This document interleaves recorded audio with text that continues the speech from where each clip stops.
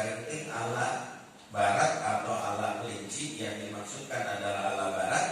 Yang penting anak bahagia, ya. Sehingga orientasinya apa?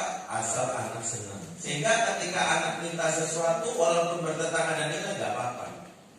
Mama, aku boleh nggak ganti kelamin? Bosan banget jadi laki-laki. Apa kata orang tuanya? Asal kamu bahagia. Selama kamu bahagia, mama sih gak akan intervensi. Mama, aku pengen pindah agama, boleh gak? Ya, kalau itu putusan kamu gak apa. Ma, ada cowok pengen ngajak tidur bareng nanti malam.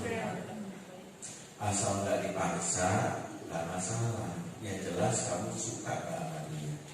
Jadi cara barat mendidik anak, fokusnya adalah, orientasinya adalah anak sebagai klien atau konsumen utama. Sehingga mereka hanya bersikap, yang penting mas saya jadi orang tua yang gak toksik. Jadi lucu, toksik versi barat adalah yang penting jangan orang tua yang kasar. Pada toksik itu artinya racun.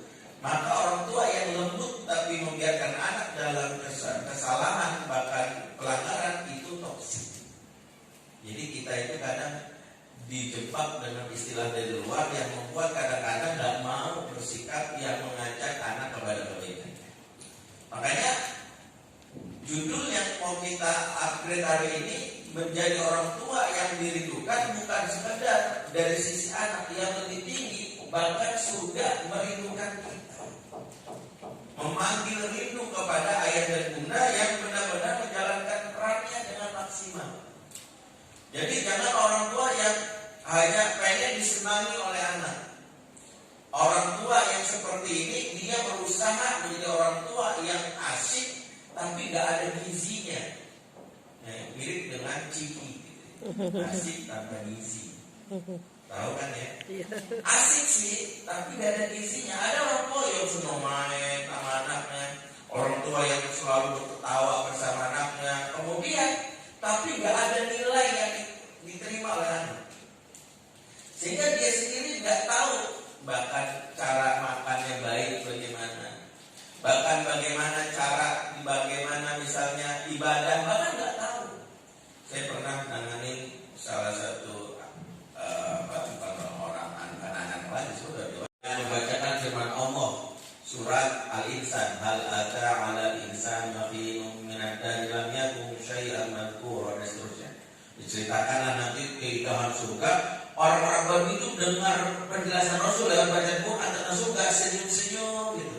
Sampai di ayat ketika Rasul mengatakan aina fiha tusamma salsabila, di dalam surga mengalir mata air surga yang diberi nama salsabila. Jadi salsabila itu nama mata air surga. Ya, jadi kalau kita mau punya anak perempuan, kasih nama ini boleh. Mata air surga buat kita itu memandangnya itu aduh bikin rindu.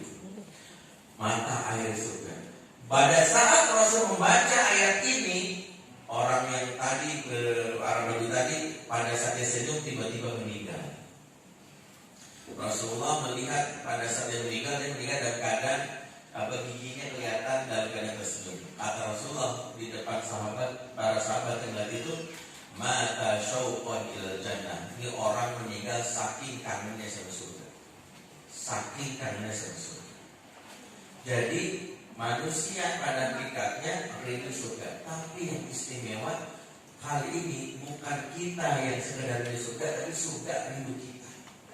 Maka orang-orang seperti ini, orang-orang yang pastinya menjadi penduduk istimewa. Dia di surga punya tempat tertinggi, tempat yang bukan lagi di tribun VIP. Makanya nanti kalau kita baca hadis-hadis tentang beberapa orang itu diceritakan menjadi manusia istimewa surga.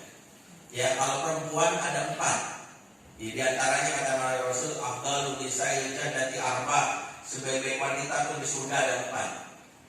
Ya, wanita terbaik versi Allah dan Rasulnya yang diberikan surga ada 4. Dan siapa aja?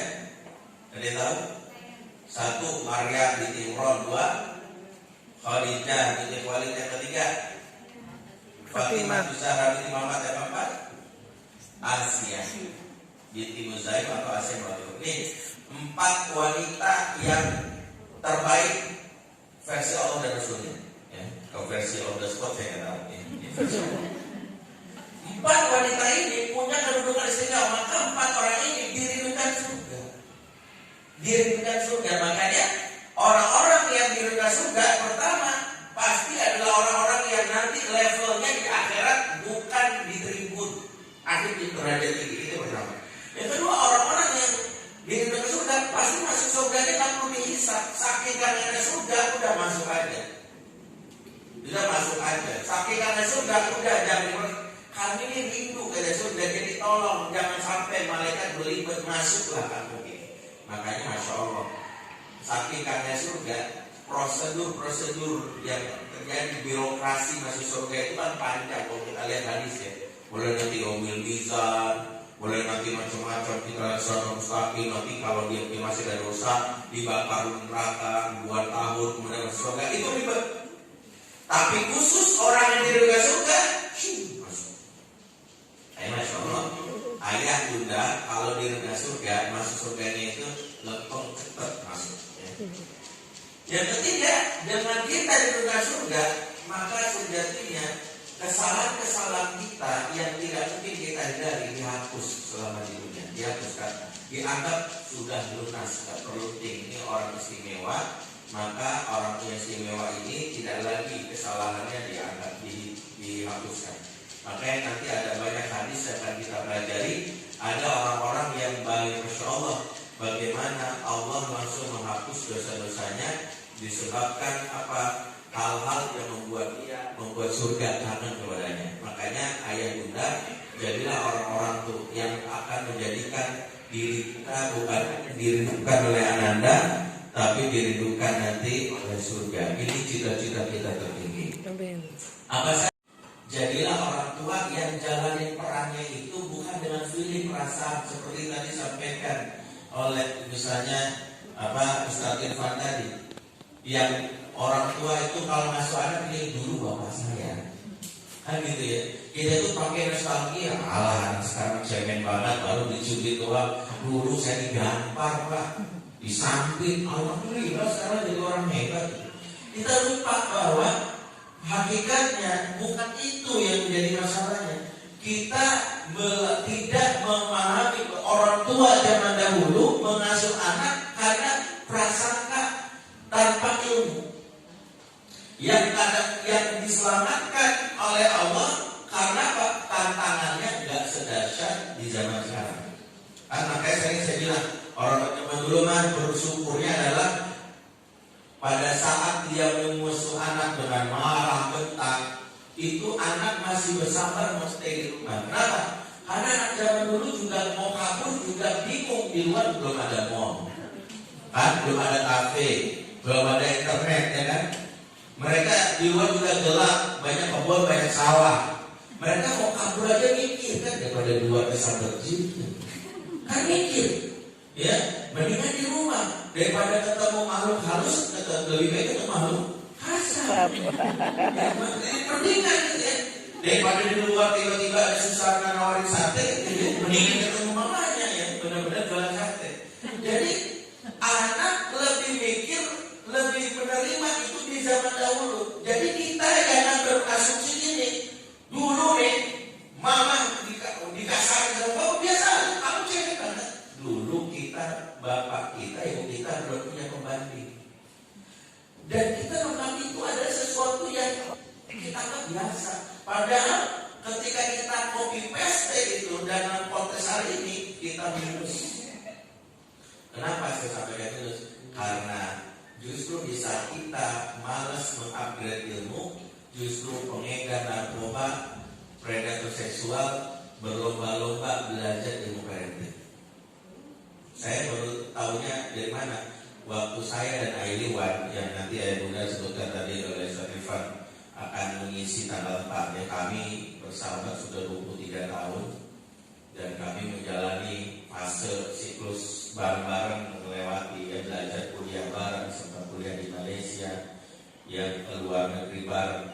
Di antara yang saya share dari beliau itu, beliau pernah jadi konsultan di Jogja bekerja di Badan Narkotika Provinsi sampai menangani satu kasus yang membuat kasus ini jadi pelajaran ya. Ada seorang anak laki-laki yang dia ketangkep karena ngedar narkoba. Umurnya sekitar pokoknya kelas SMA, mungkin 16 tahun.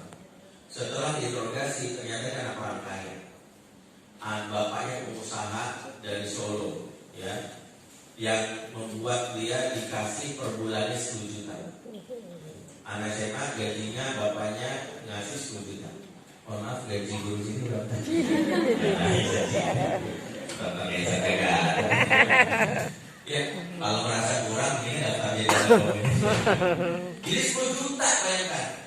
Setelah kita itu dan ketika ditanya lagi, anak ini ternyata pas tes urin negatif, dia nggak pakai. Jadi bikin penyidik bingung itu apa? Biasanya orang jadi pengedar karena motifnya dua, satu maaf miskin, alias lebih.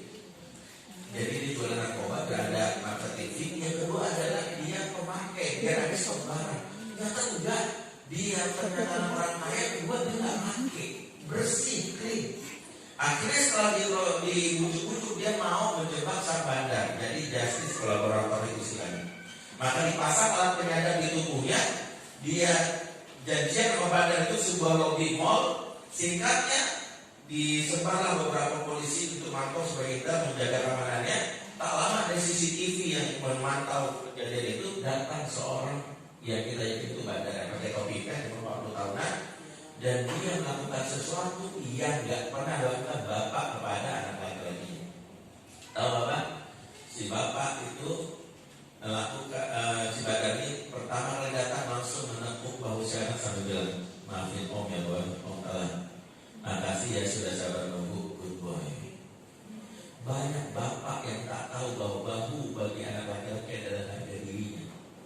Bapak yang gak pernah menepuk anak bahu anak laki-lakinya seraya memujinya, kelak anak ini akan mencari lelaki dewasa lain akan menepuk bahunya meskipun kepala preman. Ya. Karena bahu bagi laki-laki itu udah kayak NKRI harga mati. Ya, kalau nggak diberikan cari. Makanya ketika kita tahu nih, keren banget dia tahu itu. Dan yang kedua adalah bapak ini ketika dia berbicara dengan anak laki-lakinya, dia bertanya sesuatu pengiran ini. Ketika dia bertanya sama laki-laki ini, nggak kayak bapak yang biasanya. Mohon maaf nih Pak, biasa bapak kalau dengan laki-laki obrolan pertama bisa ya? Udah makan belum? PR udah belum? Hafalan kamu berapa juz kan gitu? Itu khas bapak-bapak banget.